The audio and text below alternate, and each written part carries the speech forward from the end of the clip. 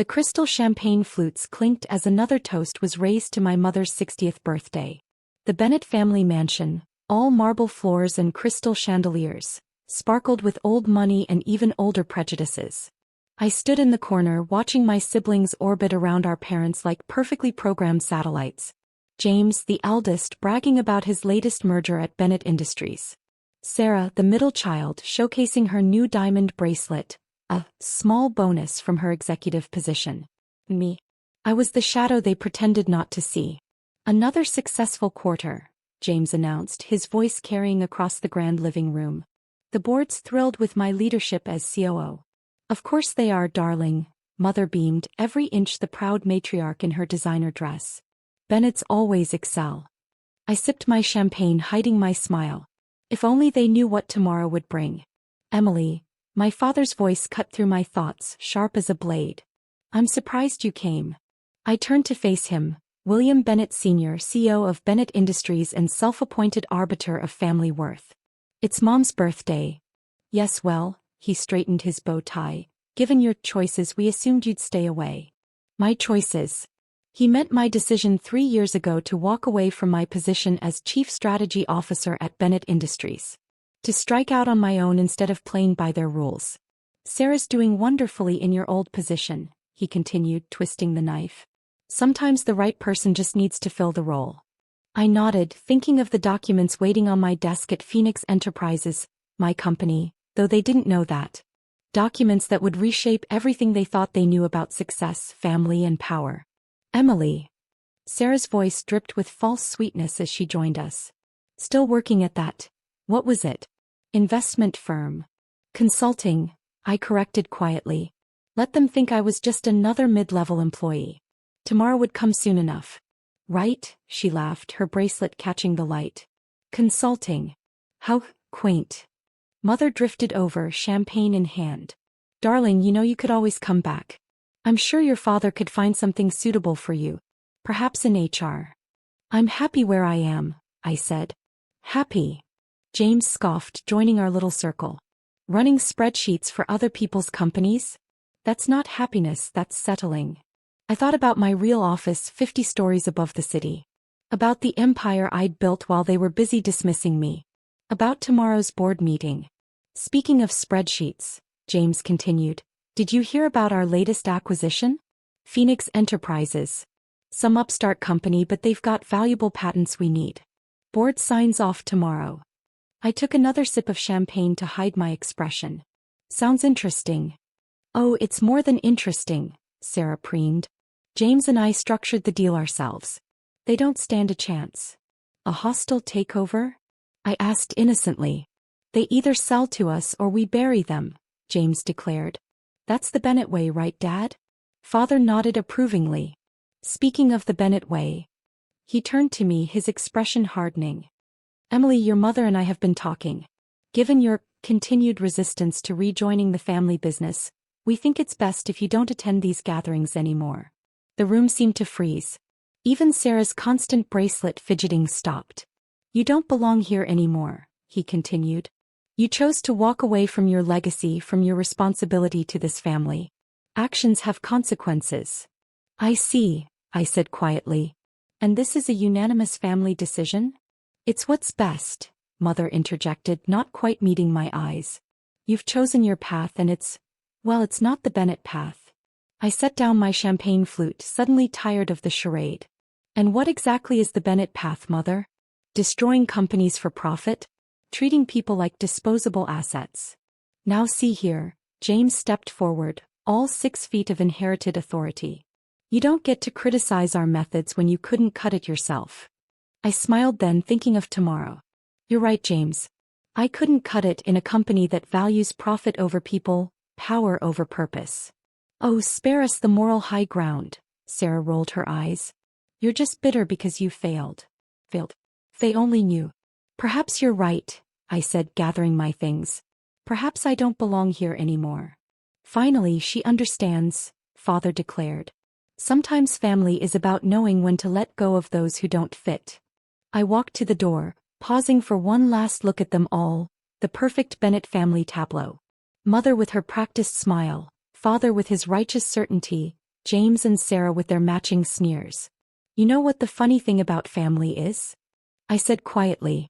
Sometimes the ones you cast out are the ones you end up needing most. Is that a threat? James laughed. From our little consultant? I smiled, thinking of the morning headlines already prepared. Phoenix Enterprises acquires Bennett Industries in surprise takeover. Not a threat, dear brother. Just a preview. As I drove home to my penthouse, paid for with the profits they thought I'd never earn, my phone buzzed with messages from my executive team. All set for tomorrow, Ms. Bennett. Board votes confirmed.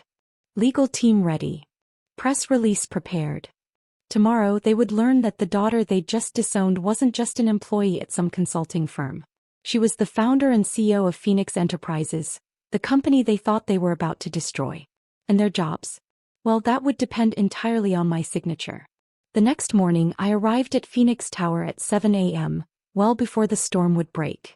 The building, a gleaming testament to 3 years of careful planning, stood 60 stories high in the heart of the financial district, directly across from Bennett Industries headquarters. Good morning, Ms. Bennett, my executive assistant Michael greeted me. Your family is scheduled to arrive at Bennett Industries for their 9 a.m. board meeting. They're expecting to finalize the takeover of, well, us. I smiled, watching the sunrise reflect off the buildings. Have they checked the stock market yet? Trading hasn't opened. But everything's in place. The moment the bell rings. Their world changes, I finished. Over the past 3 years, while my family thought I was settling at some consulting firm, I'd been methodically building Phoenix Enterprises into a powerhouse. But more importantly, I'd been quietly acquiring Bennett Industries stock through a complex web of shell companies. My phone buzzed with the family group chat I hadn't yet been removed from. James, big day. Time to show that upstart Phoenix company how real business is done. Sarah, board meeting in 2 hours. Champagne ready for after we sign. Mother, so proud of my children. Well, most of them. Father, let's finish this quickly. Bennett style. I screenshot the conversation. Sometimes hubris deserves to be documented. At 8:30 a.m., Michael's voice came through the intercom. Stock market opens in 30 minutes. Our legal team is in position at Bennett Industries. Press is gathering in their lobby. Someone leaked that a major announcement was coming. They have no idea, I murmured. The truth was, Phoenix Enterprises hadn't just been acquiring Bennett Industries stock. We'd revolutionized the entire industry while they were focused on their outdated hostile takeover methods. Our patents, the ones James and Sarah so desperately wanted, they were just the tip of the iceberg. At 8:45, my private elevator opened, revealing Marcus Chin, my chief legal officer. Everything's ready, Emily. The moment the market opens, our ownership of Bennett Industries becomes public. Their board won't know what hit them. I stood, straightening my custom-made suit. How long until they realize?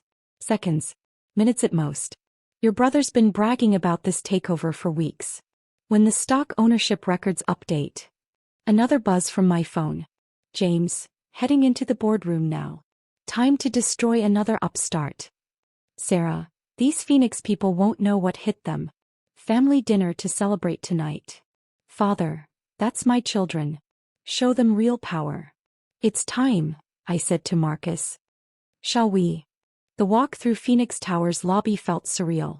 Employees nodded respectfully, none of them aware that their quiet, focused CEO was about to become the biggest story in business news. At precisely 9:01 a.m. as I stepped into my private car, the stock market opened. My phone immediately exploded with notifications. Breaking.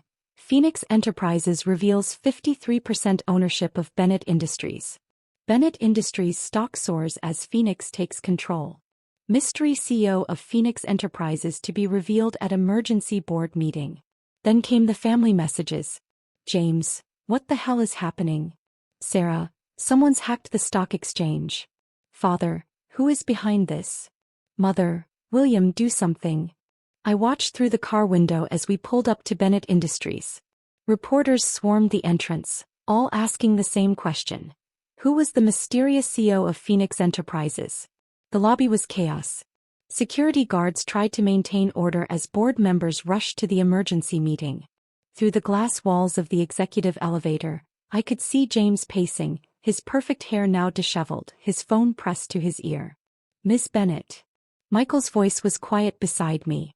"They're all assembled in the main boardroom." "Perfect," I said, straightening my jacket. "Time for a family reunion." The Bennett Industries boardroom occupied the entire top floor. Through its floor-to-ceiling windows, I could see my family huddled together at one end of the massive table, while board members filled the remaining seats. James was standing, his face red with rage. "This is impossible. We were buying them." "Actually," I said, pushing open the doors, "you weren't." The room fell silent. Sarah's diamond bracelet slipped from her wrist, clattering onto the table. Mother's perfectly composed face crumpled. And Father looked like he'd seen a ghost. "Emily," James whispered. What are you doing here?" I walked to the head of the table, setting down my briefcase. "Isn't it obvious, brother dear? I'm here to discuss the future of Bennett Industries. My company's newest acquisition." "This is a joke," Sarah stammered, her perfectly manicured hands shaking as she reached for her water glass. "It has to be." I opened my briefcase, extracting a thick folder of documents. "No joke, sister dear. Phoenix Enterprises now owns 53% of Bennett Industries. Your jobs, your positions, your futures, they all depend on my signature." "Impossible," Father burst out, his face turning an alarming shade of red. "We would have known. We would have seen the purchases." "Would you?" I smiled, pressing a button on the remote. The room's screens lit up with complex organizational charts. "Just like you saw all those shell companies you approved for acquisition? Global Ventures, Summit Industries, Horizon Capital." Recognition dawned in James's eyes. "Those were all me," I finished. "Every single one. While you were busy mocking my consulting job, I was building an empire right under your noses. Those companies you thought were easy targets? They were all Phoenix Enterprises." Mother found her voice. "But, the money, how did you? Remember that trust fund you tried to withhold when I left?" I asked quietly. "The one grandmother insisted I received despite your objections? I invested every penny. Built something you never thought possible because you were too busy looking down at me to see me rising above you." The board members were whispering among themselves now, papers rustling as they reviewed the ownership documents. "Last night," I continued, my voice carrying across the silent room, "you said I didn't belong in this family anymore. That I'd chosen my path. Well, let me show you exactly what path I chose."